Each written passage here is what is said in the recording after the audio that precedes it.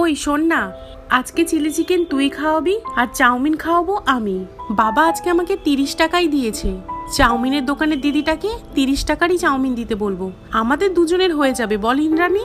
আর ঠিক তখনই ইন্দ্রাণী বলতো, জানিস তো মা আজকে আমাকে 25 টাকা দিয়েছে, 4 পিস চিলি চিকেনের দাম তো 40 টাকা। চল আজকে না হয় 2 পিস চিলি চিকেন নি, তুই 1 পিস খাবি আর আমি 1 পিস খাবো। চাউমিনের দিদিকে বলবো চিলি চিকেনের মধ্যে একটু বেশি করে গ্রেভি দিয়ে দিতে, তাহলেই হবে।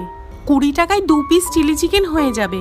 আর যেই 5 টাকাটা বাঁচবে ওটা দিয়ে একটা ছোট্ট মাজা কিনবো, আমি আর তুই হাফ হাফ করে খেয়ে নেব।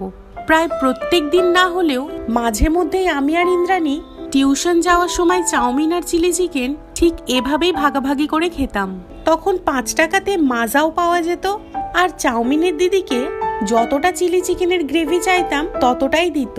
সেই দিনগুলো যেন আমি আজও ভুলতে পারি না।